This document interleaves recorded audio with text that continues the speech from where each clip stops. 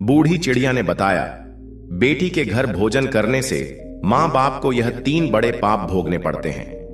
नमस्कार प्रिय दर्शकों, हर हर महादेव। हमारे समाज और संस्कृति में माता पिता का स्थान सबसे ऊंचा माना जाता है।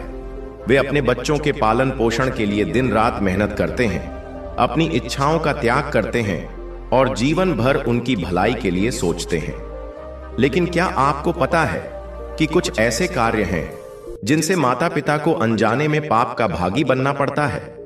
हम अक्सर देखते हैं कि शादी के बाद बेटियां अपने माता पिता को आदर और प्रेम के साथ अपने घर बुलाती हैं, उन्हें स्वादिष्ट भोजन कराती हैं और उनके आराम का पूरा ख्याल रखती हैं। लेकिन कई धार्मिक ग्रंथों और पुरानी परंपराओं में इस बारे में एक अलग ही मत बताया गया है। कहा जाता है कि माता पिता को बेटी के घर भोजन नहीं करना चाहिए क्योंकि इससे 3 बड़े पाप लगते हैं। यह सुनने में अजीब जरूर लग सकता है, लेकिन इसके पीछे गहरी मान्यताएं और तर्क हैं। आज हम आपको बताएंगे कि आखिर वे कौन से 3 पाप हैं जो बेटी के घर भोजन करने से माता पिता को भोगने पड़ते हैं और इसका क्या धार्मिक और सामाजिक महत्व है। साथ ही हम इस पर भी चर्चा करेंगे कि क्या ये मान्यताएं आज के समय में भी प्रासंगिक हैं या नहीं।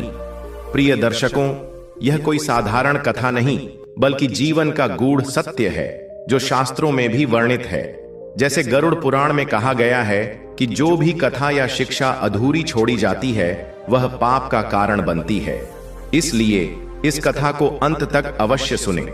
यदि आप एक सच्चे सनातनी हैं और भगवान श्री राम में अटूट श्रद्धा रखते हैं तो कृपया अभी वीडियो को लाइक करें, चैनल को सब्सक्राइब करें और कमेंट में जय श्री राम लिखकर अपना समर्थन व्यक्त करें। तो आइए बिना किसी देरी के आरंभ करते हैं आज की प्रेरणादायक कथा। प्रिय दर्शकों, एक अद्वितीय समय था जब स्वर्ण भूमि पर महाराज विक्रम सिंह का शासन था। उस युग में देश में कई प्रांत थे और महाराज विक्रम सिंह ने प्रत्येक प्रांत में एक प्रशासक नियुक्त किया था। ये प्रशासक प्रायः राजा के घनिष्ठ संबंधी होते थे। ऐसा ही एक समृद्ध प्रांत था चंद्रपुर, जहां महाराज विक्रम सिंह ने अपने चचेरे भाई वीरेंद्र सिंह को अधिपति बनाया था। वीरेंद्र सिंह की सहायता के लिए 2 मंत्रीगण नियुक्त थे। विद्याधर, जो एक परोपकारी, विनम्र और सहनशील व्यक्ति था, उसकी सरलता और उत्कृष्ट स्वभाव के कारण लोग उसे अत्यधिक पसंद करते थे। दूसरा मंत्री दामोदर था, जो अत्याचारी और कठोर स्वभाव का व्यक्ति था। उसके निष्ठुर व्यवहार के कारण आम जनता उससे अप्रसन्न रहती थी, यहां तक कि वह अपने सहयोगी विद्याधर से भी ईर्ष्या रखता था। एक दिन वीरेंद्र सिंह ने विद्याधर से कहा, मुझे एक ऐसी सेविका चाहिए जो अत्यंत आकर्षक हो तथा संगीत, वादन और अन्य कलाओं में प्रवीण हो। यह सुनते ही दामोदर तत्परता से बोला, ऐसी सेविका तो 1 लाख स्वर्ण मुद्राओं से कम में नहीं मिलेगी। वीरेंद्र सिंह ने गहरी दृष्टि से देखते हुए कहा, क्या तुम यह समझते हो कि 10,000 स्वर्ण मुद्राएं मेरे लिए बहुत अधिक हैं? इतना कहकर उसने तुरंत विद्याधर को 1 लाख स्वर्ण मुद्राएं देने का आदेश दिया। विद्याधर मुद्राएं लेकर अपने निवास स्थान गया और नगर के कुछ प्रतिष्ठित नागरिकों को आमंत्रित किया। उसने कहा, मुझे एक ऐसी सेविका चाहिए जो केवल रूपवती ही नहीं बल्कि समस्त कलाओं में दक्ष हो। इसकी जो भी कीमत हो, परंतु वह मेरे स्वामी की सेवा के योग्य होनी चाहिए। नगर के सभी लोग योग्य सेविका की खोज में जुट गए। कुछ दिनों बाद एक व्यक्ति यह समाचार लेकर आया कि एक व्यापारी के पास वैसी ही सेविका उपलब्ध है। व्यापारी सेविका को लेकर दरबार में उपस्थित हुआ, जिसका नाम पद्मिनी था। जब विद्याधर ने उसे देखा तो पाया कि वह केवल सुंदर ही नहीं बल्कि गायन, नृत्य और वादन में भी अत्यधिक निपुण थी। उसका सौंदर्य अद्वितीय था। व्यापारी ने उसकी कीमत 1 लाख स्वर्ण मुद्राएं बताई और कहा, महाराज, यह रत्न अनमोल है। मैंने इसे वर्षों तक स्नेहपूर्वक पाल पोस कर बड़ा किया है। यह केवल गायन और वादन में निपुण नहीं है बल्कि साहित्य, इतिहास तथा अन्य कलाओं में भी पारंगत है। विद्याधर ने बिना किसी विलंब के 10,000 स्वर्ण मुद्राओं की थैली व्यापारी को प्रदान कर दी। व्यापारी ने प्रार्थना करते हुए कहा, सरकार, कृपया इसे 1 सप्ताह तक विश्राम करने दें। यह लंबी यात्रा से अत्यधिक थक चुकी है। यदि इसे 1 सप्ताह तक उत्तम आहार तथा गर्म जल से स्नान कराया जाए तो इसका सौंदर्य और अधिक निखर जाएगा। विद्याधर ने यह बात स्वीकार कर ली और अपनी पत्नी को सौंपते हुए कहा, इसे उत्तम आहार दो, स्नेहपूर्वक देखभाल करो और प्रतिदिन 2 बार गर्म जल से स्नान कराओ। तत्पश्चात मैं इसे वीरेंद्र सिंह के समक्ष प्रस्तुत करूंगा। विद्याधर ने पद्मिनी से कहा, मैंने तुम्हें अपने स्वामी की सेवा के लिए प्राप्त किया है। यहां निश्चिंत होकर रहो, परंतु विवेक से कार्य करना। विशेष रूप से मेरे पुत्र अनुराग से दूरी बनाए रखना, जो दिन में कई बार अपनी मां से मिलने आता है। पद्मिनी ने सिर झुकाते हुए विनम्रता से उत्तर दिया, सरकार, आपने उचित किया जो मुझे पहले ही समझा दिया। मैं आपकी आज्ञा के विरुद्ध कोई कार्य नहीं करूंगी। इसके पश्चात विद्याधर दरबार की ओर प्रस्थान कर गया। दोपहर के समय जब अनुराग अपनी मां के पास गया तो उसने वहां एक अत्यंत मनोहारी युवती को देखा। उसकी सुनहरी त्वचा, हिरण जैसी चमकती आंखें और उसकी मोहक चाल देखकर अनुराग मंत्रमुग्ध हो गया। उत्सुकता से उसने अपनी मां से पूछा, मां, यह सुंदरी कौन है? मां ने मुस्कुराते हुए उत्तर दिया, यह सेविका बंगाल से आई है। तुम्हारे पिता ने इसे चंद्रपुर के सेनापति के लिए प्राप्त किया है। किंतु अनुराग का हृदय पद्मिनी के प्रति आकर्षित हो गया। उसने सोचा, काश यह सेविका मेरी होती। अनुराग स्वयं भी एक अत्यंत सुंदर युवक था। पद्मिनी ने भी जब उसे देखा तो मन ही मन प्रार्थना करने लगी, हे प्रभु, कोई चमत्कार हो जाए जिससे मैं सेनापति की जगह इस युवक के साथ रह सकूं। अब अनुराग बार बार अपनी मां के पास आने लगा और पद्मिनी से नेत्रों ही नेत्रों में वार्तालाप करने लगा। पद्मिनी भी अपनी भावनाएं अधिक समय तक छिपा नहीं सकी। उसकी आंखों में प्रेम का संदेश था, जो बिना शब्दों के ही सब कुछ व्यक्त कर रहा था। किंतु यह मौन संवाद अधिक दिनों तक छिपा नहीं रह सकता था। अनुराग की माता ने यह सब देख लिया और उसने अपने पुत्र से कहा, पुत्र, अब तुम युवावस्था में प्रवेश कर चुके हो। भगवान की कृपा से तुम में उत्तम गुण हैं। तुम्हें स्त्रियों के बीच अधिक समय नहीं बिताना चाहिए। भोजन के पश्चात बाहर जाकर अपने मित्रों के साथ समय व्यतीत करो। अनुराग ने अनिच्छा से यह बात स्वीकार कर ली। 2 दिन पश्चात विद्याधर की पत्नी ने अन्य दासियों के साथ पद्मिनी को स्नान गृह भेजा। वहां उसे उत्तम रीति से स्नान कराया गया और सुंदर वस्त्र पहनाए गए। जब वह पुनः लौटी तो उसका सौंदर्य और भी अधिक निखर चुका था। एक वृद्ध महिला ने उसे देखकर पूछा, बेटी, तुम कौन हो और कहां से आई हो? पद्मिनी मुस्कुराकर बोली, मां, मैं आपकी सेविका पद्मिनी हूं। अभी अभी स्नान करके आई हूं। अन्य दासियां भी उसकी सुंदरता की प्रशंसा करने लगीं। विद्याधर की पत्नी भी उसे देखकर चकित रह गई और बोली, तुम्हारी आभा इतनी बढ़ गई है कि मैं भी तुम्हें पहचान नहीं पाई। फिर उसने मुस्कुराते हुए कहा, अच्छा बताओ, स्नान गृह में अभी गर्म जल शेष है या समाप्त हो गया? पद्मिनी ने उत्तर दिया, मां, अभी वहां पर्याप्त गर्म जल है। विद्याधर की पत्नी ने स्नान करने से पूर्व दासियों को निर्देश देते हुए कहा, मैं स्नान करने जा रही हूं। यदि इस दौरान अनुराग आए और पद्मिनी से मिलने का प्रयास करे तो उसे रोक देना। इतना कहकर वह स्नान गृह चली गई। संयोगवश उसी समय अनुराग वहां आ पहुंचा। उसने देखा कि उसकी मां अभी तक स्नान गृह से बाहर नहीं आई है, तो उसे लगा कि यह उचित अवसर है। वह पद्मिनी का हाथ थामकर उसे एक समीपस्थ कक्ष में ले गया। वहां उपस्थित दासियों ने उसे रोकने का हर संभव प्रयास किया, किंतु वह अपनी हठ पर अडिग रहा। उसने दोनों सेविकाओं को बलपूर्वक बाहर धकेल दिया और पद्मिनी को लेकर भीतर चला गया। तत्पश्चात दरवाजा अंदर से बंद कर लिया। पद्मिनी स्वयं पहले ही अनुराग के आकर्षण में बंध चुकी थी। दोनों ने एक दूसरे के साथ कुछ समय व्यतीत किया। इसी बीच जिन दासियों को अनुराग ने बाहर निकाला था, वे विलाप करती हुई स्नान गृह के द्वार तक पहुंची और अपनी स्वामिनी को पुकारने लगीं। जब विद्याधर की पत्नी ने उनकी चीख पुकार सुनी और उनसे कारण पूछा तो उन्होंने समस्त विवरण बता दिया। यह सुनकर वह भय और चिंता से कांप उठी और बिना स्नान किए ही शीघ्रता से कक्ष में लौट आई। इतने में अनुराग वहां से निकल चुका था। जब पद्मिनी ने देखा कि उसकी स्वामिनी सिर पकड़कर चिंतित अवस्था में लौटी है तो उसे विस्मय हुआ। वह मंद मंद मुस्कुराते हुए बोली, मालकिन, क्या हुआ?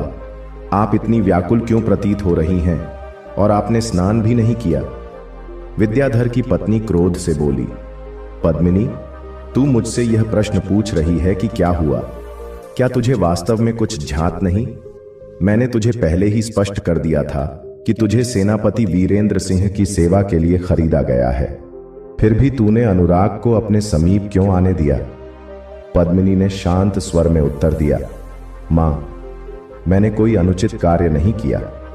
हां, आपने मुझे बताया था कि मैं महाराज की सेवा के लिए खरीदी गई हूं, किंतु आज आपके पुत्र ने स्वयं मुझसे कहा कि उनके पिता ने मुझे उनकी सेवा में समर्पित कर दिया है और अब मुझे चंद्रपुर के सेनापति के पास नहीं भेजा जाएगा। जब मुझे उनका आश्रय प्राप्त हो ही गया है तो आप इतनी चिंतित क्यों हैं? सत्य तो यह है कि जब से मैंने उन्हें देखा है तब से मेरा हृदय भी उन्हीं की सेवा में रहने के लिए व्याकुल रहा है।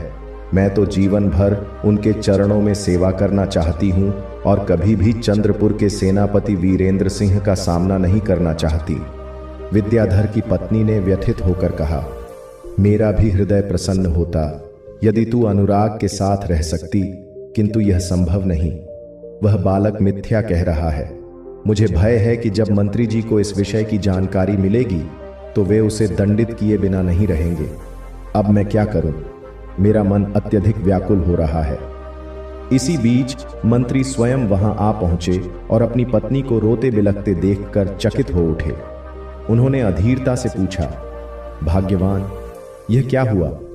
तुम इतनी चिंतित क्यों हो? कौन सा अनर्थ हो गया? पत्नी ने दूखभरे स्वर में उत्तर दिया, सत्य छिपाने का कोई औचित्य नहीं। जब मैं स्नान गृह में गई थी तभी तुम्हारे प्रिय पुत्र ने इस सेविका से कह दिया कि वह अब उसकी सेवा में है। क्या यह सत्य है? यह सुनते ही विद्याधर ने अपने सिर पर हाथ रख लिया और व्याकुल होकर बोले, इस अयोग्य पुत्र ने हम सभी को संकट में डाल दिया है।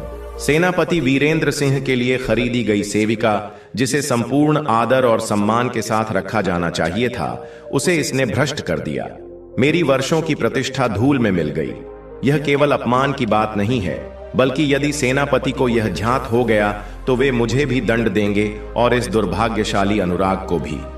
पत्नी ने धीरे से कहा, स्वामी, जो हो चुका है उस पर पछताने से कोई लाभ नहीं।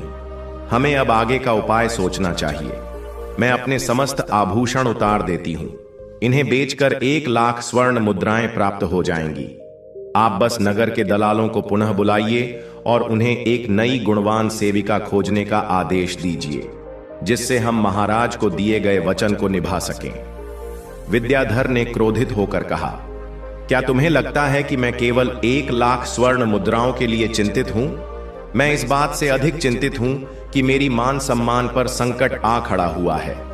दामोदर निश्चय ही महाराज के पास जाकर कहेगा कि मैंने जो सेविका महाराज के लिए खरीदी थी उसे अपने पुत्र को दे दिया। पत्नी ने संयम से कहा, स्वामी, दामोदर निसंदेह तुम्हारा शत्रु है, किंतु हमारे गृह में क्या हो रहा है यह उसे कैसे झांत होगा? यदि कोई चुगली भी करता है तो आप महाराज से कह सकते हैं कि सेविका को जांचने के बाद हमें लगा कि वह उनकी सेवा के योग्य नहीं थी, इसलिए हमने उसे स्वीकार नहीं किया। इससे दामोदर की कोई भी शिकायत प्रभावी नहीं होगी। आप शांति से पुनः दलालों को बुलाइए और एक नई सेविका की व्यवस्था कर लीजिए। पत्नी की बात सुनकर विद्याधर का क्रोध कुछ कम हुआ, किंतु वह अभी भी अनुराग को क्षमा नहीं कर पा रहा था। अब अनुराग अपने पिता की दृष्टि से बचते हुए रात्रि में महल में आता और भोर होने से पूर्व ही चुपचाप निकल जाता। फिर भी उसकी माता के हृदय में सदैव भय बना रहता कि यदि उसके पिता ने उसे पकड़ लिया तो उनका क्रोध पुनः प्रज्वलित हो जाएगा और वे उसे दंड देंगे। एक दिन माता ने अपने पति से पूछा, यदि तुम्हें अवसर मिले तो क्या करोगे?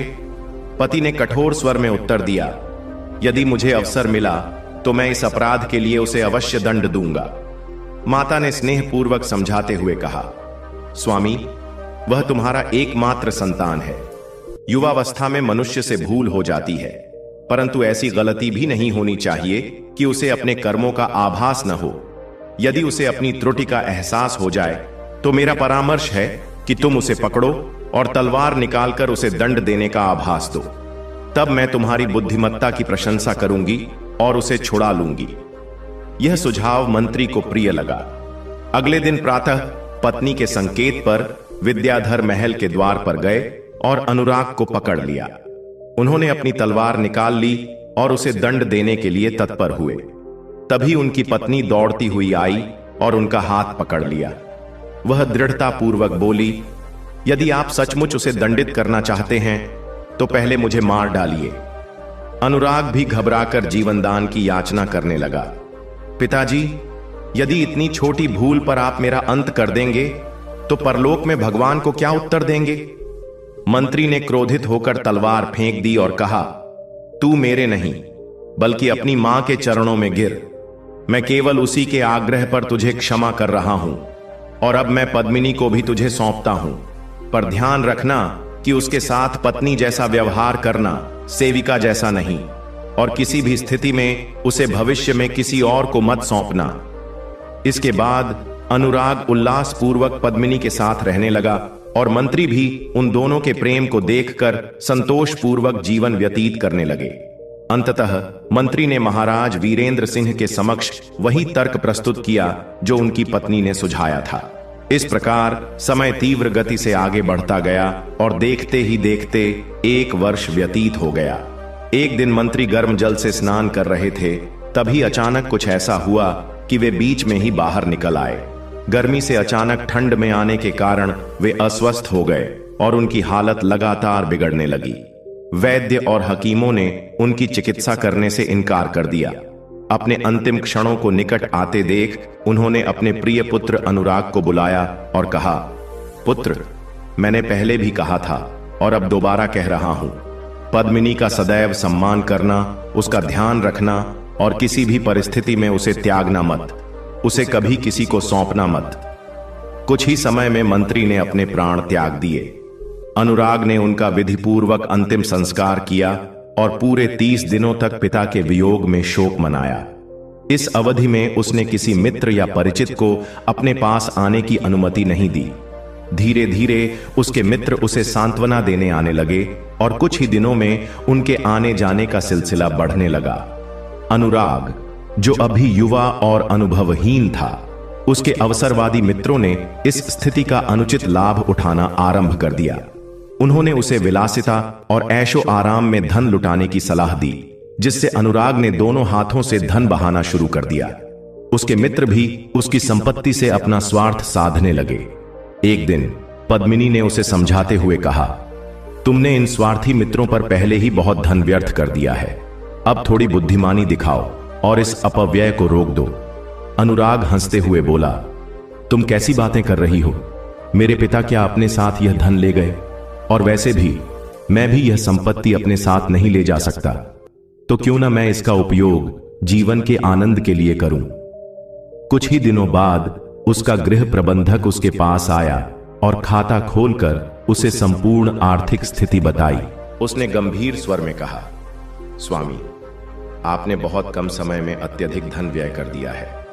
आपके वफादार सेवक इस बर्बादी को सहन नहीं कर पा रहे हैं। उनमें से कई तो नौकरी छोड़कर चले गए हैं। यदि यही स्थिति बनी रही तो मैं भी आपकी सेवा नहीं कर पाऊंगा। अब या तो इस अपव्यय पर रोक लगाइए या फिर मेरा बकाया चुकाकर मुझे भी मुक्त कर दीजिए। प्रबंधक की समझदारी के बावजूद अनुराग ने अपनी फिजूल खर्ची जारी रखी।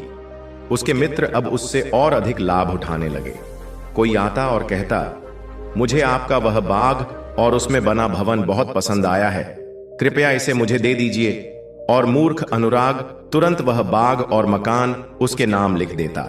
इसी प्रकार जब कोई उसके सुंदर अरबी घोड़े या विशालकाय हाथी की प्रशंसा करता तो अनुराग उन्हें भी उपहार में दे देता।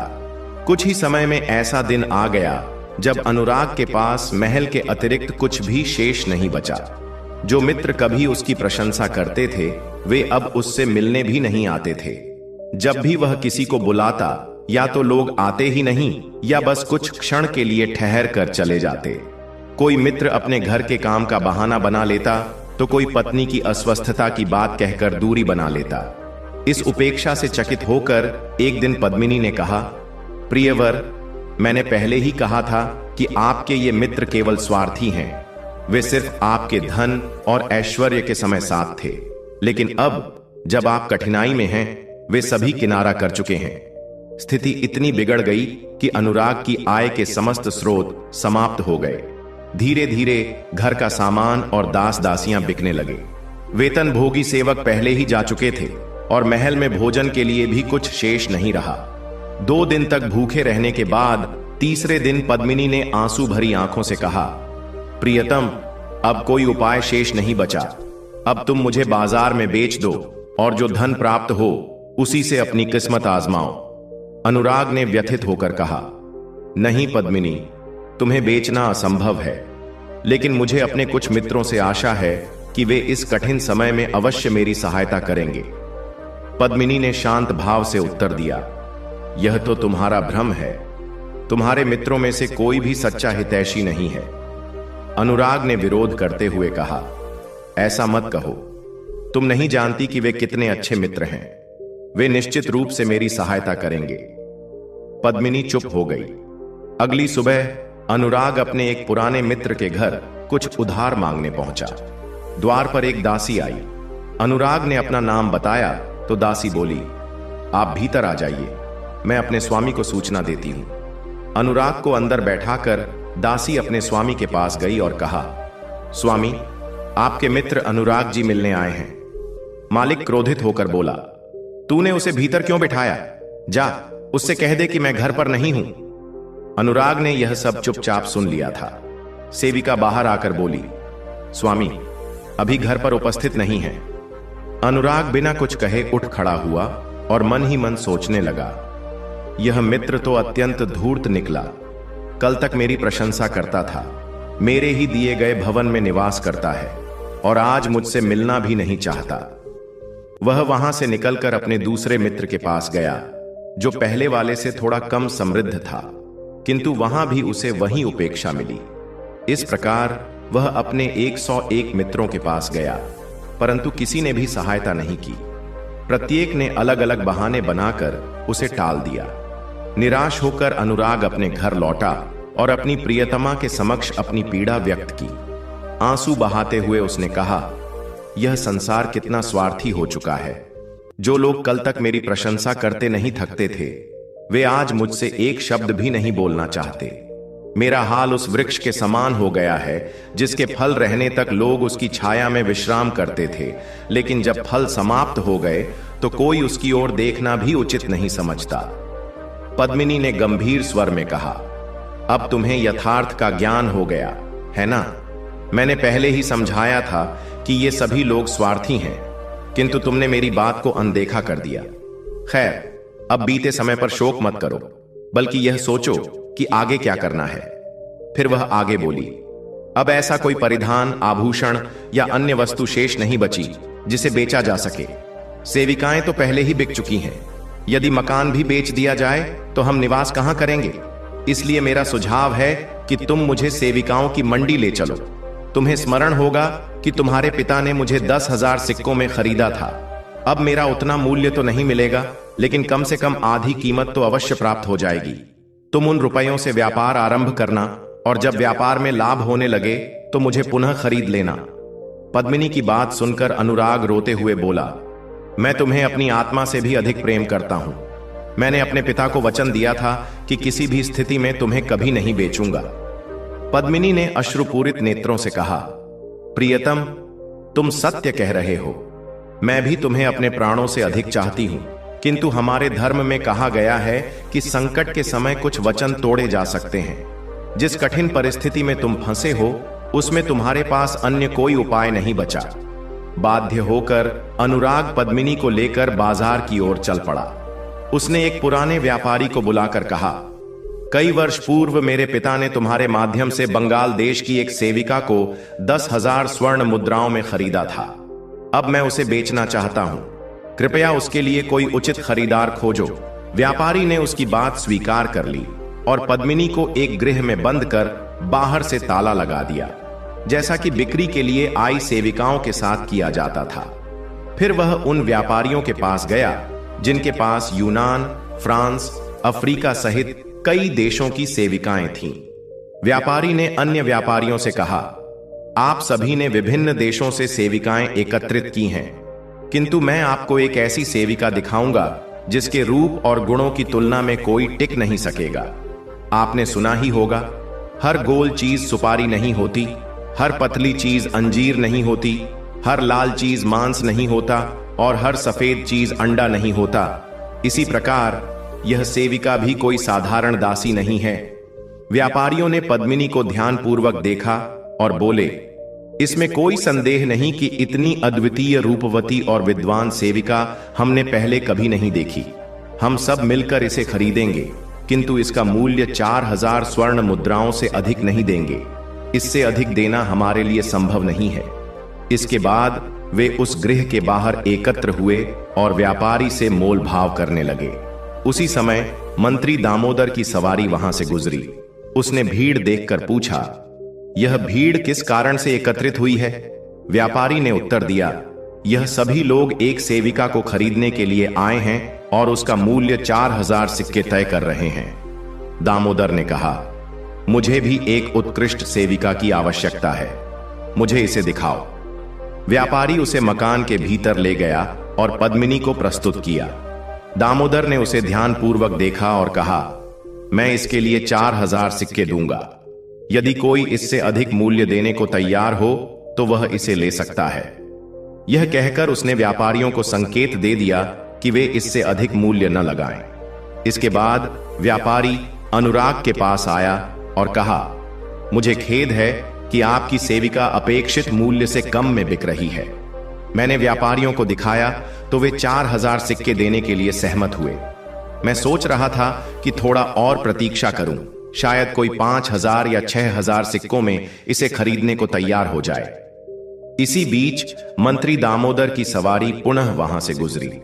भीड़ देखकर उसने पुनः पूछा, यह भीड़ क्यों एकत्रित हुई है?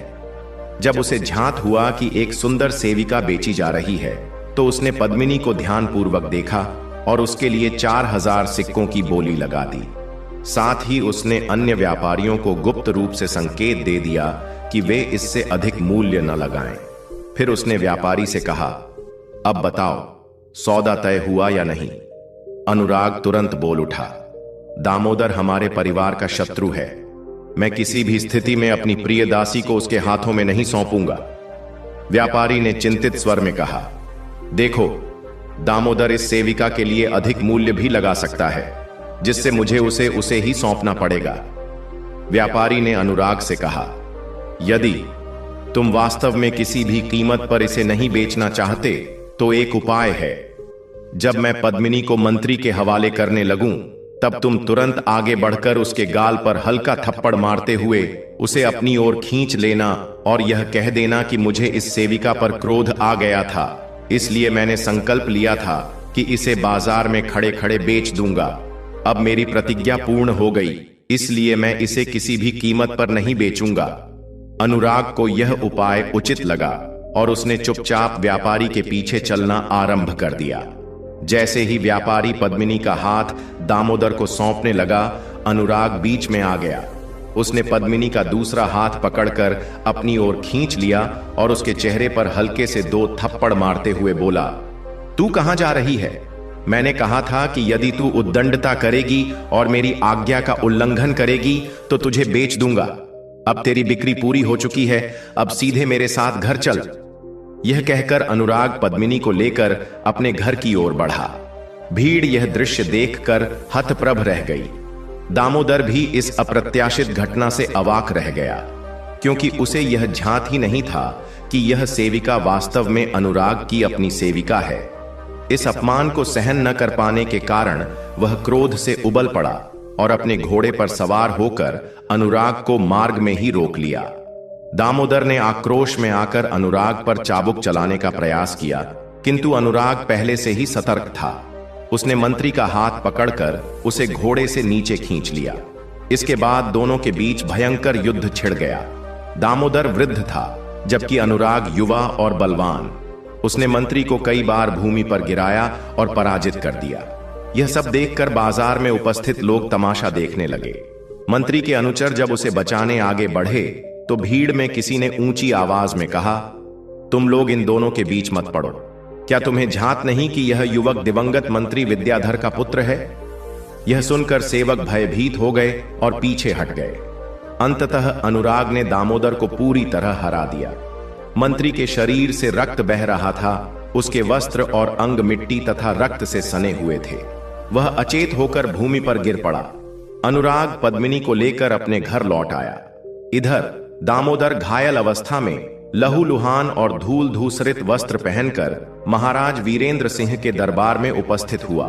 उसे इस अवस्था में देखकर राजा चौंक गए और प्रश्न किया, यह दुर्गति तुम्हारी किसने की? दामोदर ने हाथ जोड़कर प्रार्थना की, महाराज, यह अन्याय आपके पूर्व मंत्री विद्याधर के पुत्र अनुराग ने किया है। राजा ने विस्तार से घटना जाननी चाही तो दामोदर बोला, महाराज, आज जब मैं बाजार की ओर जा रहा था तब मैंने वहां भीड़ देखी। पूछने पर झांत हुआ कि एक सेविका नीलाम हो रही है। मुझे अपने गृह कार्य के लिए एक सेविका की आवश्यकता थी, इसलिए मैं वहां रुक गया। जब मैंने उसे देखा तो मुझे प्रतीत हुआ कि वह आपकी सेवा के लिए योग्य होगी। अतः मैंने 4000 सिक्कों में सौदा कर लिया। किंतु तभी अनुराग आ गया और कहने लगा कि वह अपनी सेविका मुझे नहीं बेचेगा। मैंने उसे बहुत समझाने का प्रयास किया कि मैं यह सेविका अपने लिए नहीं बल्कि महाराज के लिए खरीद रहा हूं, किंतु उसने मेरी एक भी बात नहीं मानी। उसने न केवल आपका अपमान किया बल्कि मुझ पर आक्रमण कर दिया और बुरी तरह पीटकर सेविका को अपने साथ ले गया।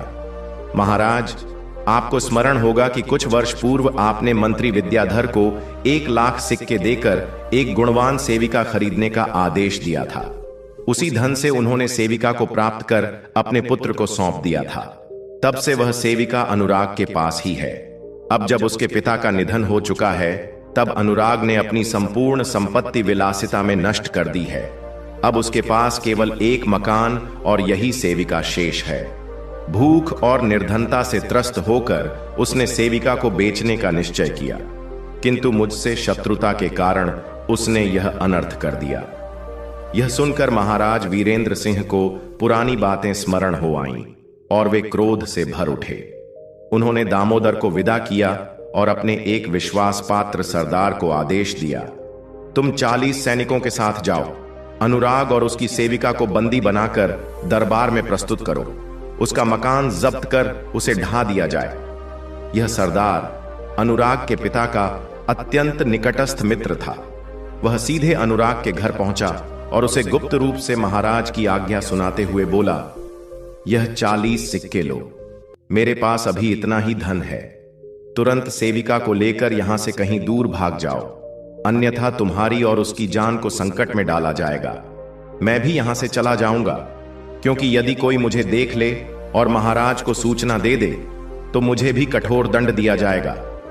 यह कहकर सरदार शीघ्रता से वहां से चला गया। इधर अनुराग ने यह समाचार पद्मिनी को सुनाया।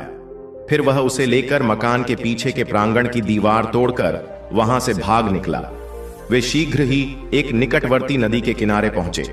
संयोगवश उसी समय एक छोटा जहाज स्वर्ण भूमि की ओर प्रस्थान करने वाला था। जैसे ही अनुराग और पद्मिनी उस पर सवार हुए, जहाज ने लंगर उठा लिया और स्वर्ण भूमि की ओर चल पड़ा। कुछ समय पश्चात वही सरदार अपने सैनिकों के साथ अनुराग के घर के द्वार पर क्रोधित भाव से दस्तक देने लगा, मानो वह वास्तव में उसे गिरफ्तार करने आया हो। भीतर से कोई प्रतिक्रिया न मिलने पर सैनिकों ने बलपूर्वक द्वार तोड़ दिया। अंदर प्रवेश करते ही सरदार ने आदेश दिया, घर के प्रत्येक कोने की अच्छी तरह से जांच करो और अनुराग तथा उसकी सेविका को ढूंढ निकालो। सिपाहियों को वहां न तो कोई वस्त्र मिला और न ही कोई व्यक्ति। उन्होंने पड़ोसियों से पूछताछ की, लेकिन सभी ने यही उत्तर दिया कि उन्हें कुछ भी जानकारी नहीं कि वह कहां गया। सरदार ने यह पूरी घटना महाराज के समक्ष प्रस्तुत की। महाराज वीरेंद्र सिंह क्रोध से भर उठे और बोले, उसका घर जब्त कर उसे समतल कर दो और नगर में यह घोषणा करवा दो कि जो भी अनुराग को पकड़कर लाएगा उसे 1000 स्वर्ण मुद्राओं का इनाम दिया जाएगा। यदि किसी ने उसे या उसकी सेविका को शरण दी तो उसे और उसके परिवार को मृत्यु दंड दिया जाएगा। उधर अनुराग और पद्मिनी का जहाज स्वर्ण भूमि पहुंच चुका था। जहाज के कप्तान ने यात्रियों से कहा, यह नगर अत्यंत आश्चर्यजनक है यहाँ कुछ ही क्षणों में एक निर्धन व्यक्ति समृद्ध हो सकता है, किंतु विदेशियों को अत्यधिक सतर्क रहने की आवश्यकता है। स्वर्ण भूमि पहुंचने के पश्चात अन्य व्यापारी अपने अपने गंतव्य की ओर प्रस्थान कर गए, जबकि अनुराग ने जहाज के कप्तान को 5 सिक्के किराए के रूप में देकर अपनी सेविका पद्मिनी के साथ नगर में प्रवेश किया। यह नगर उसके लिए पूरी तरह अपरिचित था। उसे समझ नहीं आ रहा था कि कहां ठहरना उचित रहेगा।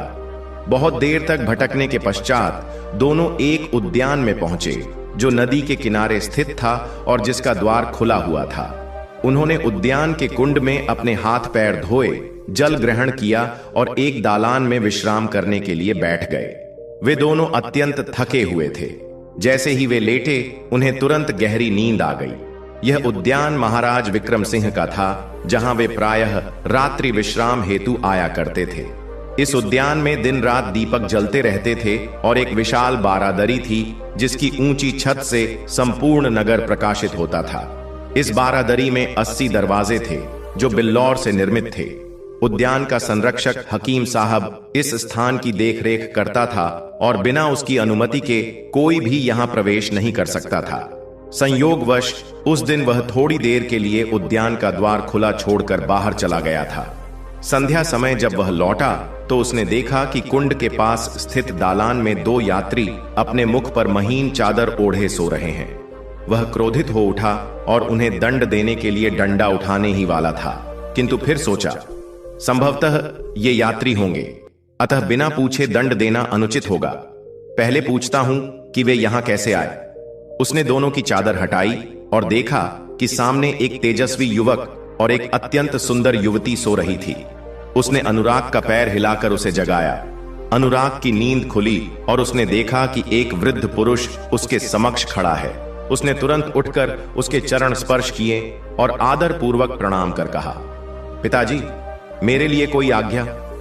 हकीम साहब उसकी विनम्रता से प्रभावित हुआ और बोला, बेटे, तुम कौन हो और कहां से आए हो? अनुराग ने उत्तर दिया, हम परदेशी हैं और यहां किसी को नहीं जानते। कृपया हमें एक रात ठहरने की अनुमति दें। प्रातः होते ही हम यहां से चले जाएंगे। वृद्ध हकीम साहब अनुराग की सरलता और पद्मिनी के सौम्य स्वभाव से इतना प्रभावित हुआ कि उसने कहा, बेटा, यहां तुम्हें कष्ट होगा। आओ, मेरे साथ चलो। मैं तुम्हें ऐसे स्थान पर ठहराऊंगा जहां तुम आराम से विश्राम कर सकोगे और इस उद्यान की सुंदरता का आनंद भी ले सकोगे। अनुराग ने पूछा, क्या यह उद्यान आपका है? हकीम साहब मुस्कुराया और बोला, नहीं, यह मेरे स्वामी की संपत्ति है। फिर उसने उद्यान में स्थित एक भव्य भवन की ओर संकेत किया और कहा, यह स्थान विश्राम हेतु सर्वोत्तम रहेगा।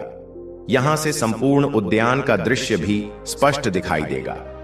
इसके पश्चात अनुराग ने संरक्षक के हाथ में 2 सिक्के रखकर कहा, कृपया इन सिक्कों से हमारे लिए कुछ भोजन मंगवा दें।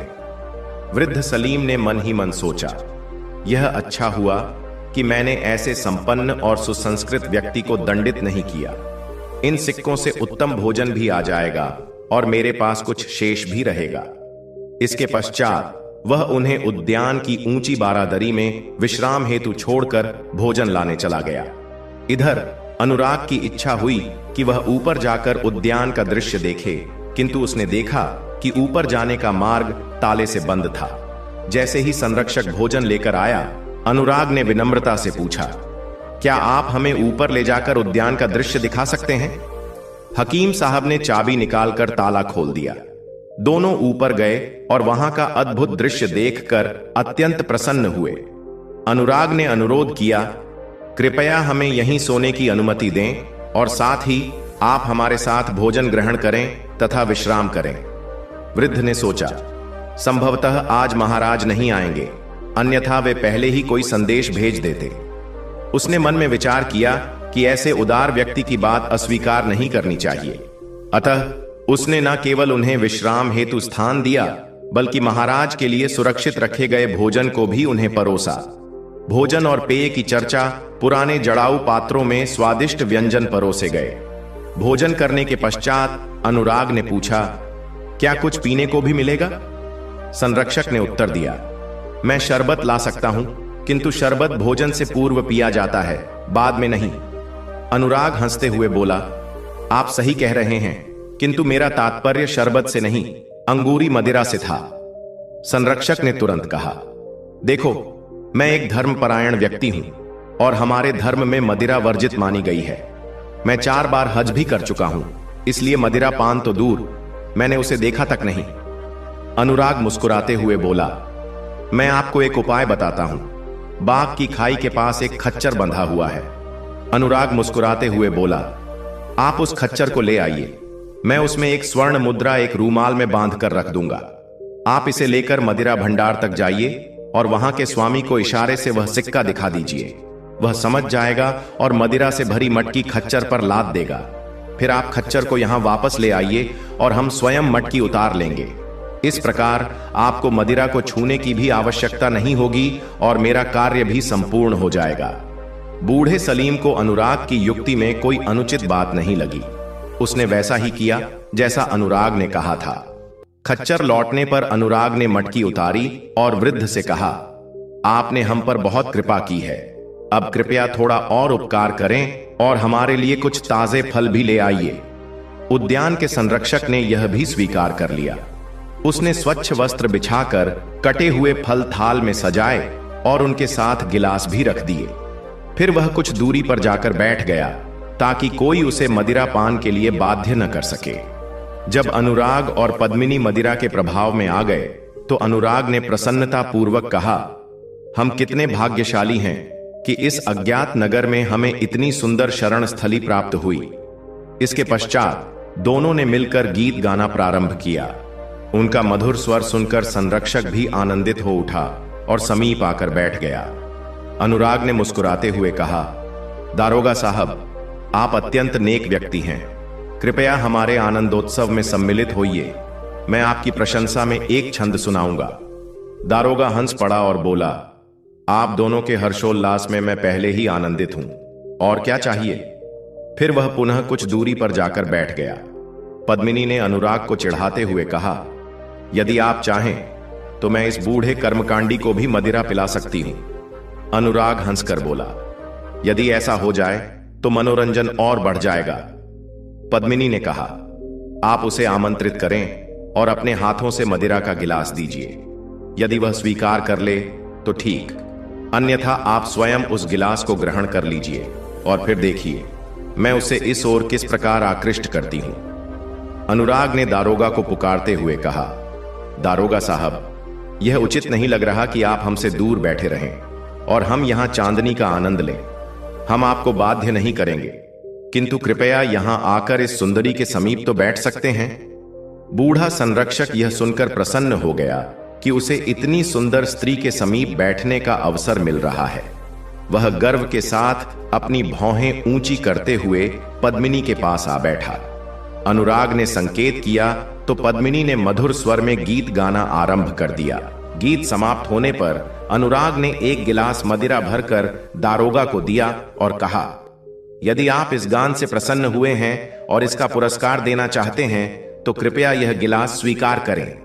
बूढ़े ने मुस्कुराकर कहा, मैं पहले ही अपनी विवशता स्पष्ट कर चुका हूं, अन्यथा मैं तुम्हारी बात अस्वीकार कैसे कर सकता था।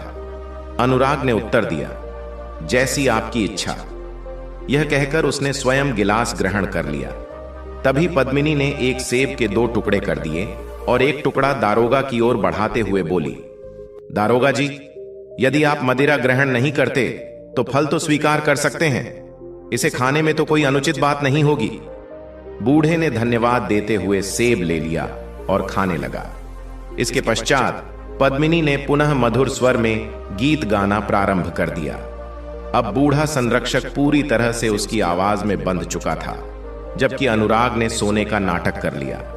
गीत समाप्त होने पर पद्मिनी ने नाराजगी भरे स्वर में कहा, देखिए इनकी कितनी बुरी आदत है, केवल 2 गिलास मदिरा पीकर ही निद्रा में चले गए और मैं अकेली रह गई। अब कृपया मुझे अकेला न छोड़ें, मेरे पास आकर बैठिए। बूढ़ा तो पहले ही मोहित हो चुका था, वह तुरंत उसके समीप आकर बैठ गया। पद्मिनी समझ गई कि अब वह बूढ़े को मदिरा पिला सकती है। उसने एक गिलास भरकर उसकी ओर बढ़ाते हुए कहा, देखिए आपको मेरे सिर की सौगंध है, इससे इनकार मत कीजिए। यदि इसका कोई पाप होगा तो मैं अपने ऊपर ले लूंगी। यह कहकर उसने स्नेह भरे भाव से गिलास उसके होंठों से लगा दिया। बूढ़े ने बिना किसी झिझक के गिलास खाली कर दिया और शेष सेब भी खा लिया। फिर पद्मिनी ने दूसरा गिलास बढ़ाया, जिसे उसने सहर्ष स्वीकार कर लिया। जैसे जैसे मदिरा का प्रभाव बढ़ा, बूढ़ा स्वयं ही गिलास भर भर कर पीने लगा। इतने में अनुराग भी चारपाई से उठकर मुस्कुराते हुए बोला, बड़े मियां, आप तो पहले बड़े संयमी लगते थे, अब यह परिवर्तन कैसे आ गया? बूढ़ा ठहाका लगाकर बोला, अरे मैंने कहां पी है, यह तो तुम्हारी संगिनी ने मुझे जबरदस्ती पिला दी। इसी प्रकार वे सभी हंसी मजाक करते हुए आधी रात तक मदिरा का सेवन करते रहे। जब दारोगा पर अत्यधिक नशा चढ़ गया तो पद्मिनी ने कहा, अब चारों ओर घना अंधकार प्रतीत हो रहा है, कहिए क्या मैं दीपक प्रज्वलित कर दूं? बूढ़े ने उत्तर दिया, अच्छा, यदि तुम्हें ठीक लगे तो 2-4 दीप जला दो। किंतु पद्मिनी ने वहां स्थित सभी दीपक प्रज्वलित कर दिए। बूढ़ा नशे में था और पद्मिनी के रूप सौंदर्य से भी प्रभावित था। तभी पद्मिनी ने लज्जा भरे स्वर में पूछा, तो क्या मैं सीढ़ियों के दीप भी प्रज्वलित कर दूं ताकि किसी आगंतुक को असुविधा न हो? बूढ़ा बिना सोचे समझे झूमता रहा और सहमति में सिर हिलाया। उसी दिन महाराज विक्रम सिंह अपने राजकाज में देर रात तक व्यस्त रहे। आधी रात को उन्होंने विश्राम हेतु उद्यान जाने का निश्चय किया। जब उन्होंने महल से झांक कर देखा तो बारादरी में मोमबत्तियों की रोशनी जगमगा रही थी, क्योंकि पद्मिनी ने वहां सभी दीपक प्रज्वलित कर दिए थे। राजा आश्चर्यचकित रह गए और अपने मंत्री वसुदेव से बोले, यह समझ में नहीं आ रहा कि मैं तो महल में हूं, फिर बारादरी में इतनी रोशनी किसने करवाई? वसुदेव स्वयं भी भ्रमित था, किंतु चूंकि वह एक सज्जन व्यक्ति था, इसलिए उसने दारोगा को बचाने के लिए झूठ बोल दिया।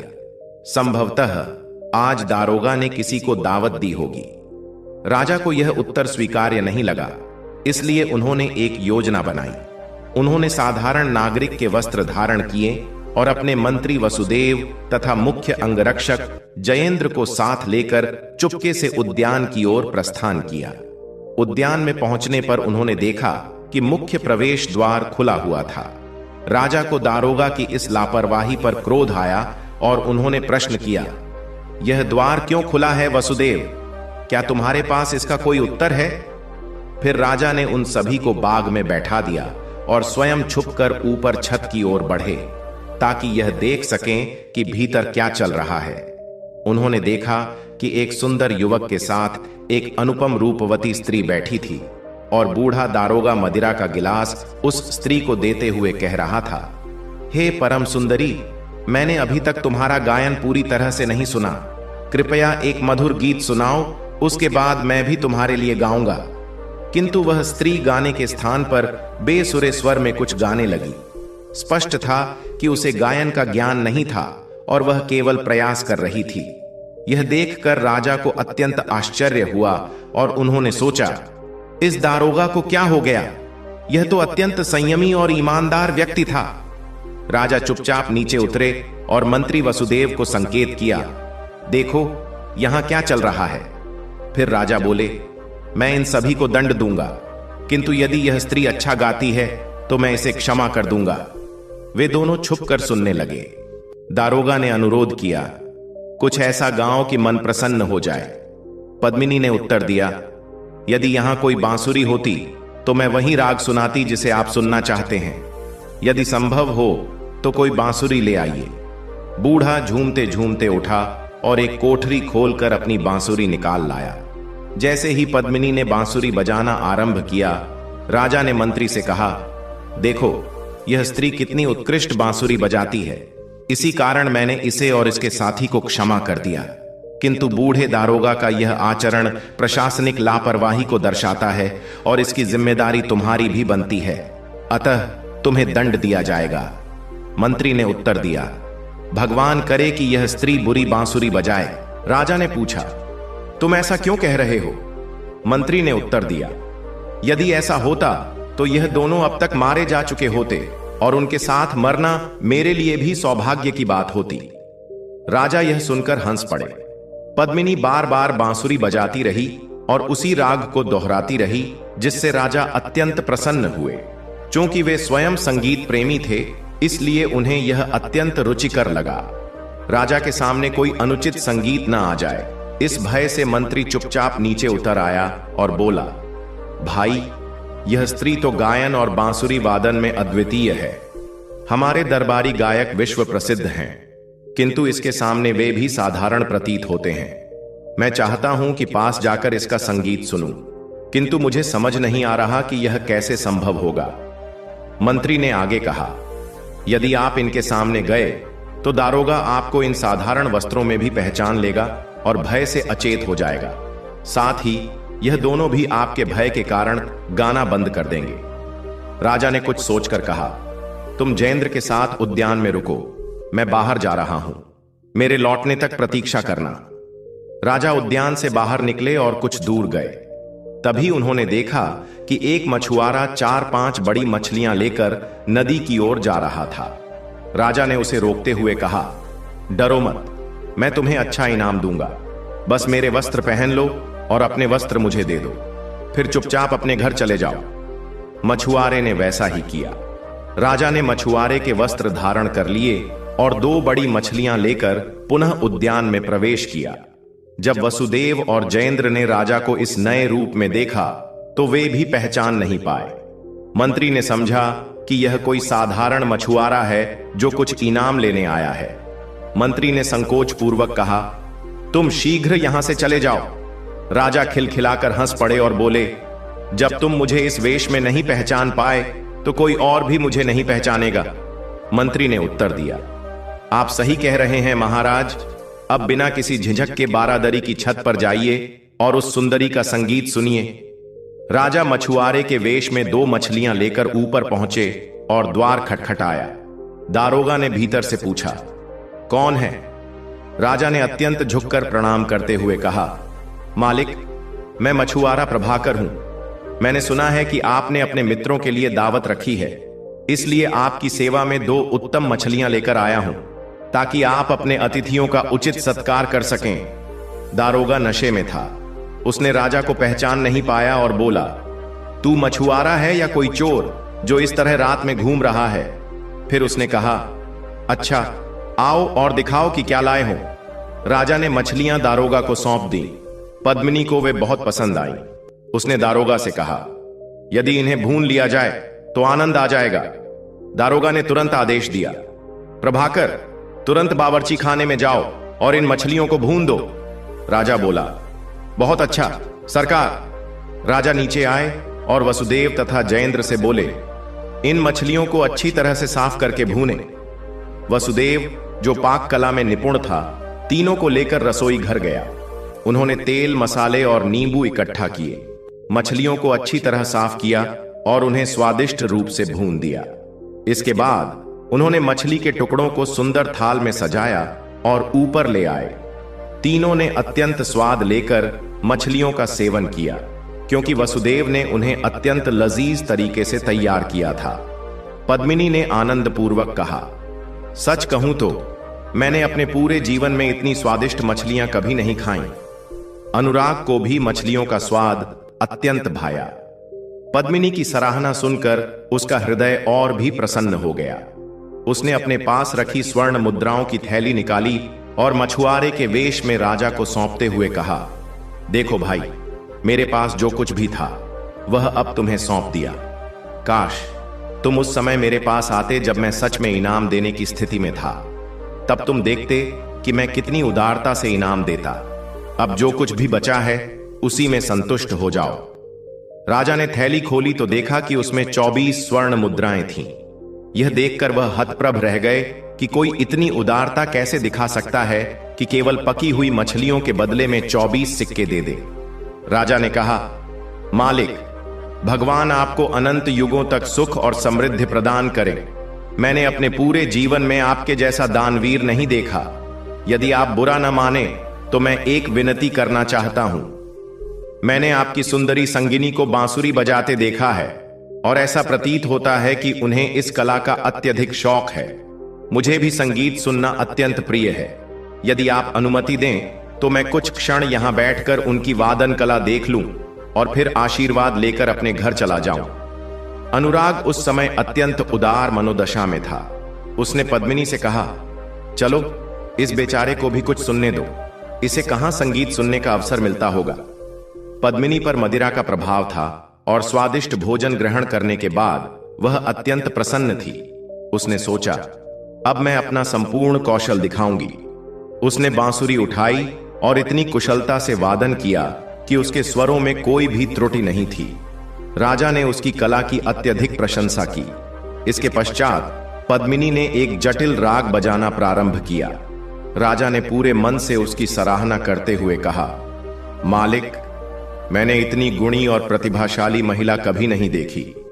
इसमें संगीत की विलक्षण निपुणता है और इसकी वाणी कोयल के समान मधुर है। ऐसा प्रतिभाशाली व्यक्ति संसार में अत्यंत दुर्लभ है। आप वास्तव में सौभाग्यशाली हैं कि आपको ऐसी अनुपम संगिनी प्राप्त हुई है। अनुराग की आदत थी कि यदि कोई उसकी किसी वस्तु की अत्यधिक प्रशंसा करता तो वह उसे तुरंत उस व्यक्ति को सौंप देता। पद्मिनी उसकी सेविका थी, अतः उसने सहजता से कहा, यदि यह स्त्री तुम्हें इतनी प्रिय लगती है तो इसे अपने साथ ले जा सकते हो। मैंने इसे आज ही तुम्हें सौंप दिया। तुम तो संगीत के पारखी हो, अतः इसकी उचित कद्र करोगे। यह सुनकर पद्मिनी के हृदय में गहरी वेदना उत्पन्न हुई। उसने यह सोचकर गहरी पीड़ा अनुभव की कि अब उसे अपने स्वामी के स्थान पर एक मछुआरे के साथ जीवन बिताना पड़ेगा। अनुराग उठकर जाने लगा, किंतु पद्मिनी ने अश्रुपूर्ण स्वर में कहा, मालिक, जाने से पहले मेरा एक गीत तो सुन लीजिए। अनुराग रुक गया। पद्मिनी ने अपने आंसू छिपाते हुए एक विरह गीत गाया, जिसका भाव था, मुझे अपने पास ही रखो, मछुआरे के हवाले मत करो। अनुराग ने उसके शब्दों का अर्थ समझ लिया, परंतु वह विवश था। वह दिए हुए उपहार को वापस लेने की बात कैसे कर सकता था। राजा ने विस्मय से पूछा, क्या यह स्त्री आपकी दासी है? उसके स्वर में गहरी सहानुभूति झलक रही थी। अनुराग ने गहरी सांस लेते हुए कहा, प्रभाकर, तुम केवल इतना सुनकर ही चकित हो गए। यदि मेरी पूरी कहानी सुनो तो सच में अचंभित रह जाओगे। इसके बाद अनुराग ने अपने जीवन की संपूर्ण कथा राजा को सुनाई। मछुआरे के वेश में राजा ने पूछा, अब आप कहां जाएंगे और क्या करेंगे? अनुराग ने उत्तर दिया, जो भी भगवान की इच्छा होगी वही होगा। राजा ने गंभीर स्वर में कहा, आप कहीं मत जाइए, वापस चंद्रपुर लौट जाइए। मैं वहां के महाराज के लिए एक पत्र लिख देता हूं, जिसे वह राजा वीरेंद्र सिंह को सौंप देगा। इससे आपके सभी कष्ट दूर हो जाएंगे। अनुराग हंसते हुए बोला, भाई, तेरा दिमाग तो ठीक है। राजा और एक साधारण मछुआरे में कितना अंतर है। राजा वीरेंद्र सिंह तेरे पत्र पर क्या ध्यान देगा? राजा ने मुस्कुराते हुए कहा, तुम नहीं जानते, राजा वीरेंद्र सिंह मेरा बचपन का मित्र है। उसने कई बार मुझे मंत्री बनने के लिए बुलाया, परंतु मैंने उसका उपकार लेने के बजाय अपने पारिवारिक कार्यों को प्राथमिकता दी। यह सुनकर अनुराग पत्र लेने को तैयार हो गया। राजा ने कलम और कागज लिया और पत्र लिखा, मैं मेहंदी का पुत्र राजा विक्रम सिंह अपने चचेरे भाई वीरेंद्र सिंह, जो चंद्रपुर का शासक है, को यह आदेश देता हूं कि इस पत्र को देखते ही मंत्री विद्याधर के पुत्र अनुराग को, जिसके हाथ यह पत्र भेजा जा रहा है, चंद्रपुर का महाराज बना दो और उसे राजगद्दी पर बिठा दो। इस आदेश की अवहेलना नहीं की जानी चाहिए। राजा ने पत्र को बंद किया और वसुदेव को सौंप दिया, जिसने उस पर राजा की राजसी मुहर लगा दी। फिर वह पत्र अनुराग को सौंप दिया गया। जब राजा मछलियां भूनने गया था, तभी उसने जयेंद्र से कहा था कि राजमहल से राजसी वस्त्र लाने के लिए। वह पोशाक भी आ चुकी थी। राजा ने आदेश दिया, तुम जीने की सीढ़ियों पर प्रतीक्षा करना, और जब मैं दरवाजे पर हाथ मारूं तो तुम सैनिकों के साथ राजसी पोशाक पहनकर छत पर आ जाना। इस बीच बूढ़ा दारोगा नशे में यह सब देख रहा था। जब अनुराग पत्र लेने गया तो पद्मिनी भी उसके पीछे रोते हुए सीढ़ियों के दरवाजे तक गई, फिर लौट आई। दारोगा की शंका और राजा की हंसी। दारोगा ने राजा से कहा, प्रभाकर, तू तो एक साधारण मछुआरा है। तेरी 2 मछलियों की कीमत 2-4 सिक्कों से अधिक नहीं हो सकती, लेकिन इसके बदले में तूने इतने सिक्के और इतनी सुंदर तथा गुणवान स्त्री प्राप्त कर ली। तू यह सब अकेले नहीं भोग सकता, इसमें से आधा मुझे दे दे, नहीं तो मैं तुझे बड़ी मुसीबत में डाल दूंगा। राजा ने मुस्कुराते हुए उत्तर दिया, मुझे क्या पता कि थैली में सिक्के हैं या कुछ और। चलो, जो भी होगा आधा आधा बांट लेंगे, लेकिन इस स्त्री में अपना हिस्सा पाने की आशा मत रखना। यह अब मेरी संगिनी है और मैं इसे अपने पास ही रखूंगा। अब चाहो तो प्रसन्न हो जाओ या अप्रसन्न। दारोगा पूरी तरह नशे में था। मछुआरे की यह बात सुनकर उसका क्रोध 7वें आसमान पर पहुंच गया।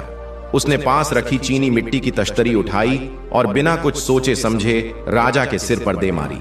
राजा तुरंत पीछे हट गया और किसी तरह स्वयं को बचा लिया। तश्तरी दीवार से टकराकर चकनाचूर हो गई। अब दारोगा और अधिक क्रोधित हो गया। वह रोशनी लेकर एक कोठरी में गया ताकि वहां से कोई भारी लकड़ी उठाकर मछुआरे को दंड दे सके। इसी बीच राजा ने जीने के दरवाजे पर जोर से हाथ मारा। यह देखकर जयेंद्र और 4 सेवक तुरंत छत पर आ गए। वहां एक छोटा सिंहासन रखा था जिस पर राजा राजसी वस्त्र धारण कर बैठ गए। उनके पीछे चारों ओर सेवक खड़े हो गए। एक ओर वसुदेव था और दूसरी ओर जयेंद्र। इस प्रकार बारादरी की छत पर एक लघु राज दरबार सज गया। इधर बूढ़ा दारोगा लकड़ी लेकर मछुआरे को खोज रहा था, लेकिन जब उसने ऊपर देखा तो वहां कोई मछुआरा नहीं था, बल्कि उसने देखा कि राजा सिंहासन पर आसीन है। बूढ़े दारोगा ने अपनी आंखें मली, यह देखने के लिए कि यह सपना है या वास्तविकता। कुछ क्षणों के बाद राजा ने मुस्कुराते हुए कहा, बड़े मियां, क्या हुआ? क्यों इधर उधर घबरा कर देख रहे हो? अब दारोगा को एहसास हुआ कि असली मछुआरा तो स्वयं राजा ही थे। वह तुरंत राजा के चरणों में गिर पड़ा और अपनी दाढ़ी उनके जूतों पर मलते हुए अपने सभी अपराधों के लिए क्षमा याचना करने लगा। राजा ने शांत स्वर में कहा, तुम्हारे केवल एक नहीं बल्कि कई अपराध हैं। बाघ का द्वार खुला छोड़ना, अजनबियों के साथ मदिरा पान करना, दूसरों से मिली चीजों में अपना हिस्सा मांगना और जब ना मिले तो बलपूर्वक छीनने का प्रयास करना। लेकिन मैं तुम्हारी वृद्धावस्था और जीवन भर की निष्ठा को ध्यान में रखते हुए तुम्हें क्षमा करता हूं, परंतु ध्यान रखना, भविष्य में यदि ऐसी कोई गलती हुई तो क्षमा नहीं होगी। यह सुनकर पद्मिनी को भी समझ में आ गया कि बाघ का असली स्वामी स्वयं राजा ही है। अब उसे किसी मछुआरे के हवाले नहीं किया जाएगा। फिर राजा ने पद्मिनी से कहा, अब तो तुम्हें झांत हो ही गया होगा कि मैं कौन हूं। मैंने संपूर्ण जगत में अनुराग जैसा विशाल हृदय वाला कोई नहीं देखा, जो मात्र प्रशंसा पर अपनी सबसे प्रिय चीज तक त्यागने को तैयार हो जाता है। मैंने उसे पत्र के माध्यम से चंद्रपुर का महाराज नियुक्त कर दिया है। जब वह अपनी जिम्मेदारी संभाल लेगा तब मैं तुम्हें भी उसके पास भेज दूंगा। तब तक तुम मेरे राजमहल में सुरक्षित रहो। पद्मिनी की प्रसन्नता का ठिकाना नहीं रहा। राजा उसे अपने महल ले गए और अगले दिन अपनी रानी विद्यावती के हाथों सौंप दिया। उन्होंने रानी से कहा, इसका पूरा ध्यान रखना, क्योंकि यह चंद्रपुर के नए महाराज अनुराग की धर्मपत्नी है। कुछ दिनों में इसे उसी के पास भेजना है। उधर अनुराग एक जहाज में सवार होकर बिना किसी से मिले महाराज वीरेंद्र सिंह के दरबार में पहुंचा। उस समय वीरेंद्र सिंह मुकद्दमों के निपटारे में व्यस्त थे। अनुराग निडरता से आगे बढ़ा और कहा, आपके पुराने मित्र ने आपके लिए यह पत्र भेजा है। वीरेंद्र सिंह ने पत्र पर नजर डालते ही राजा की हस्तलिपि पहचान ली और श्रद्धा से उसे चूमा। फिर उन्होंने मंत्री दामोदर को पत्र पढ़ने के लिए दिया। जैसे ही दामोदर ने पत्र देखा, उसके पैरों तले जमीन खिसक गई। उसने आतंकित होकर बहाना बनाया और बाहर जाकर राजा की मुहर लगे पत्र को अपने दांतों से फाड़कर निगल लिया। फिर वह वापस दरबार में आया और कहा, महाराज, इस पत्र में लिखा है कि अनुराग को चंद्रपुर का महाराज बना दिया जाए, किंतु यह पत्र मुझे जाली प्रतीत होता है। मुझे संदेह है कि अनुराग ने आपसे और मुझसे अपने अपमान का बदला लेने के लिए यह चाल चली है। अवश्य ही उसने राजा से हमारी शिकायत की होगी, किंतु राजा कोई नासमझ नहीं है जो किसी की बातों में आ जाए। यदि राजा वास्तव में यह पत्र भेजते तो वे मात्र यह लिखते कि इसे दंड न दिया जाए या कोई छोटा पद दिया जाए, परंतु वे एक निष्क्रिय व्यक्ति को चंद्रपुर का राजा कैसे बना सकते हैं। फिर उसने कठोर स्वर में कहा, अब आप अनुराग को मेरे हवाले कर दें, मैं स्वयं जाकर इस पत्र की सत्यता की जांच करूंगा। वीरेंद्र सिंह भी यह सोचकर असमंजस में पड़ गए कि कोई इतनी आसानी से अपना पद कैसे सौंप सकता है। इसलिए उन्होंने दामोदर की बात मान ली। दामोदर ने अनुराग को अपने महल ले जाकर उसकी बेरहमी से पिटाई करवाई। अधिक मारपीट के कारण अनुराग अचेत होकर भूमि पर गिर पड़ा। फिर उसे एक तंग बदबूदार कोठरी में डाल दिया गया। वहां दिन में केवल एक बार उसे सूखी रोटी के टुकड़े और थोड़ा पानी देने का आदेश दिया गया। जब अनुराग को होश आया तो उसने देखा कि वह इतनी कसकर बांधा गया है कि हिल भी नहीं सकता। उसे यह भी पता नहीं था कि वीरेंद्र सिंह को भेजे गए पत्र में आखिर लिखा क्या था। उसने रोते हुए चीख कर कहा, हाय प्रभाकर, मैंने तुझ पर अपना सब कुछ न्यौछावर कर दिया। अपनी संपूर्ण संपत्ति और अपनी प्राणों से भी प्रिय पद्मिनी तक दे दी, और तूने मेरे इस उपकार का यह उत्तर दिया। भगवान तुझे इस छल कपट के लिए कभी क्षमा नहीं करेगा।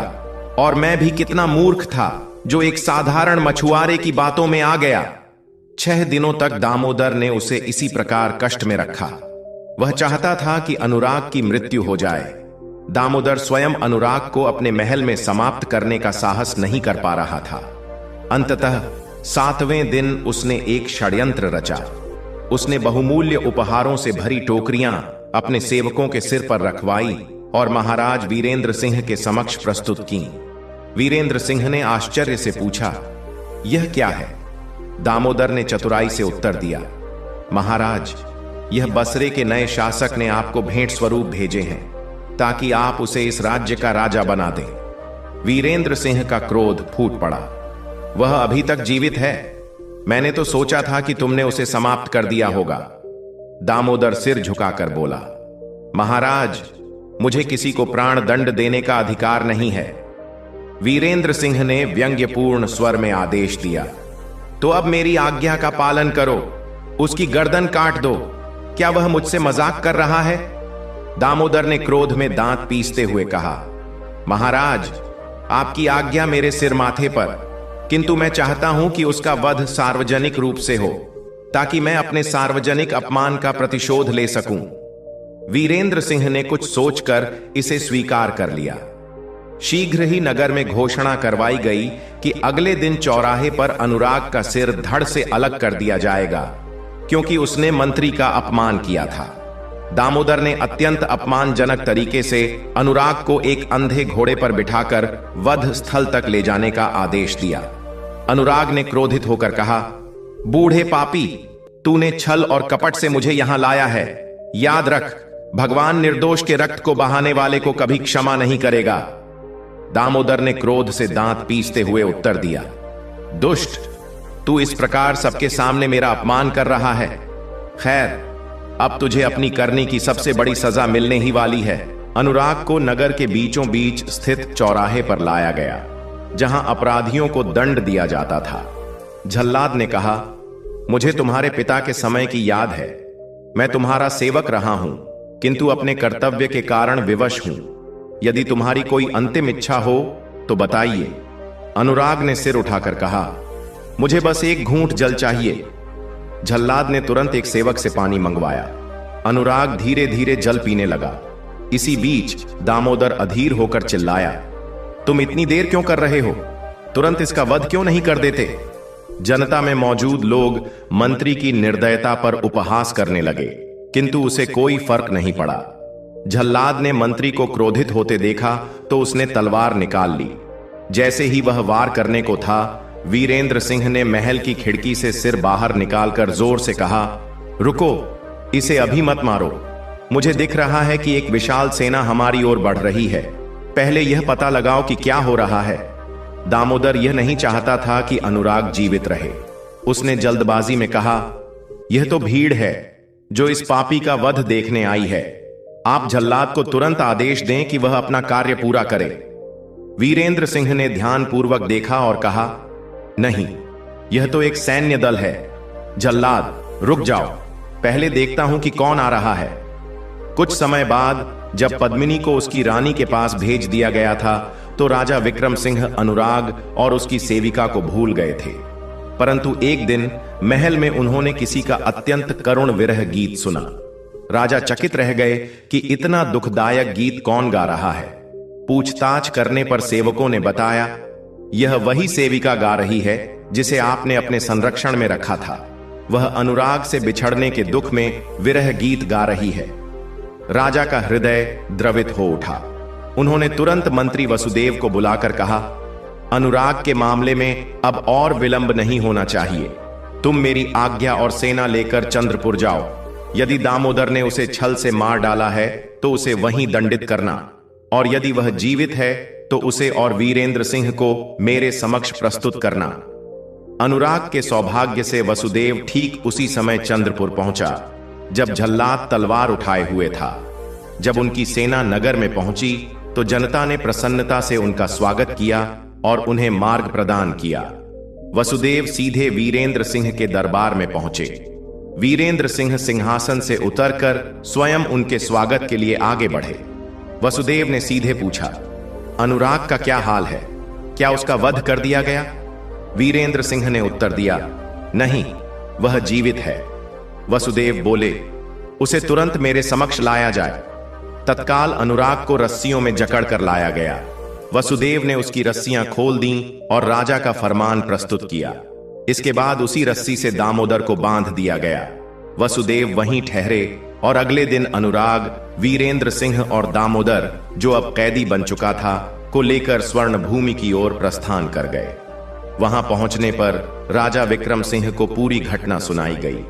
राजा ने अनुराग से कहा, अनुराग, तुम पर भगवान की असीम कृपा है। यदि वसुदेव थोड़ा भी देर करता तो तुम मारे जाते। अब मैं तुम्हें आदेश देता हूं कि तुम अपने इस पुराने शत्रु को दंड दो।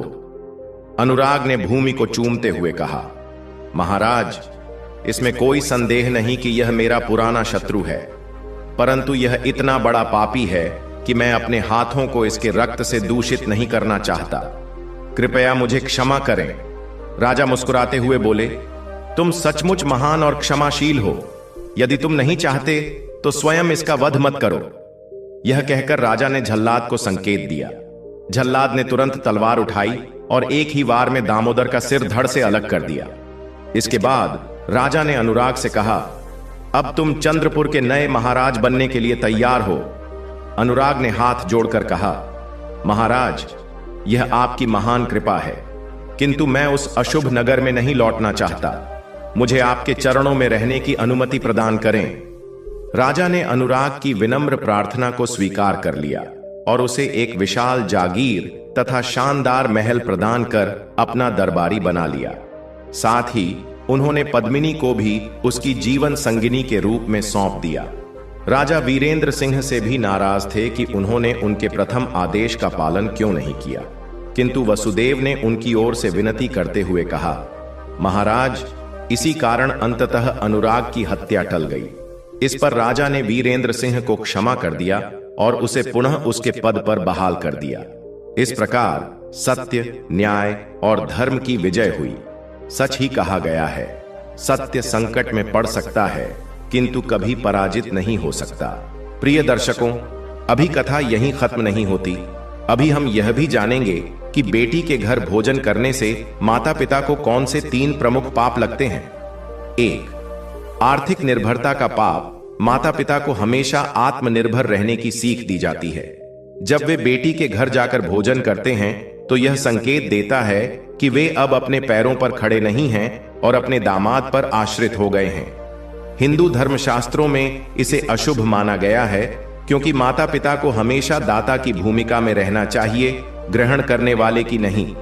शास्त्रों में कहा गया है, पिता पुत्रम न लघते स्वल्प भिक्षा न याच्यते, अर्थात पिता को अपने संतान से धन या भोजन नहीं मांगना चाहिए, क्योंकि इससे उनकी गरिमा और संचित पुण्य कम हो सकते हैं। यदि माता पिता बेटी के घर भोजन पर निर्भर हो जाते हैं तो उनके पूर्व जन्मों के पुण्य क्षीण हो सकते हैं और आर्थिक संकट के कारण उन्हें मानसिक पीड़ा का भी सामना करना पड़ सकता है। 2. दामाद पर भार बनने का पाप। बेटी का घर उसका ससुराल होता है और वहां की संपत्ति पर अधिकार उसके पति दामाद का होता है। यदि माता पिता बार बार बेटी के घर भोजन करने जाते हैं तो यह संकेत देता है कि वे किसी और के घर की संपत्ति पर निर्भर हो रहे हैं। हिंदू समाज और धर्मशास्त्रों में इसे अनुचित माना गया है, क्योंकि माता पिता को स्वाभिमान और आत्मसम्मान के साथ जीना चाहिए। यदि माता पिता अक्सर दामाद के घर जाकर भोजन करने लगते हैं तो यह बेटी और उसके ससुराल पक्ष में मतभेद और विवाद का कारण बन सकता है। मनुस्मृति में कहा गया है, स्वकर्मणा स्वजीवनम अन्यस्य न भुज्यते, अर्थात मनुष्य को अपने कर्म से ही जीवन यापन करना चाहिए, न कि दूसरों की कमाई पर निर्भर रहना चाहिए। इसलिए बेटी के घर भोजन करना माता पिता के लिए अनुचित माना जाता है, क्योंकि यह उनके स्वाभिमान को ठेस पहुंचा सकता है और समाज में भी असम्मानजनक समझा जाता है। 3. पुण्य नष्ट होने का पाप शास्त्रों में कहा गया है। माता पिता अपनी संतान के लिए देवताओं के समान होते हैं और उनका कर्तव्य है कि वे आशीर्वाद देने वाले बने रहें, न कि किसी से कुछ मांगने वाले। जब माता पिता बेटी के घर भोजन करते हैं तो इसे पुण्य नष्ट करने के समान माना जाता है। कारण बेटी पर माता पिता का आरण होता है और वह जीवन भर उनका कर्ज चुकाने की कोशिश करती है। अगर माता पिता बेटी के घर भोजन करते हैं तो यह उनके द्वारा संचित पुण्यों की हानि का कारण बन सकता है। महाभारत में कहा गया है, माता पिता यथेच्छति तन्मात्रा धर्म उच्यते, अर्थात माता पिता को अपने जीवन के उत्तरार्ध में भी आत्मनिर्भर और गरिमामय जीवन जीना चाहिए, न कि अपनी संतान पर निर्भर होना चाहिए। इसका आध्यात्मिक पक्ष भी यह कहता है कि माता पिता को सदा संतान को देने की आदत डालनी चाहिए, न कि उनसे कुछ ग्रहण करने की। यदि वे बार बार बेटी के घर भोजन करने लगते हैं तो यह उनके लिए आध्यात्मिक पतन का कारण बन सकता है। क्या यह नियम आज भी लागू होते हैं? समाज बदल चुका है और आज की बहुत सी बेटियां अपने माता पिता की पूरी जिम्मेदारी उठाने में सक्षम हैं। कई बार माता पिता अकेले होते हैं और उनके लिए बेटी ही एकमात्र सहारा होती है। ऐसे में यदि माता पिता बेटी के घर भोजन करते हैं तो इसे किसी भी रूप में गलत नहीं माना जाना चाहिए, किंतु इस मान्यता का असली संदेश आत्मनिर्भरता और स्वाभिमान बनाए रखना है। माता पिता को चाहिए कि वे अपनी आर्थिक स्थिति को मजबूत बनाए रखें, ताकि उन्हें अपने बच्चों या दामाद पर निर्भर न रहना पड़े। साथ ही रिश्तों में संतुलन बनाए रखना भी आवश्यक है, ताकि बेटी और उसके ससुराल पक्ष में कोई अनबन ना हो। बेटी के घर भोजन करने से जुड़ी यह मान्यताएं धार्मिक और सामाजिक संदर्भों में दी गई हैं। हालांकि आज के समय में हर परिवार की परिस्थितियां अलग होती हैं। इस मान्यता का मुख्य उद्देश्य माता पिता को आत्मनिर्भर और स्वाभिमानी बनाना है, न कि उन्हें बेटी से दूर करना।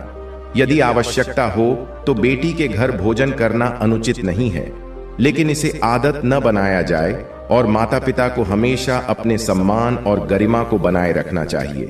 अगर आपको यह जानकारी अच्छी लगी हो और आप ऐसे ही और भी रोचक और ज्ञानवर्धक वीडियो देखना चाहते हैं तो अभी सब्सक्राइब करें और बेल आइकन दबाएं, ताकि आपको हर नई वीडियो की सूचना सबसे पहले मिले।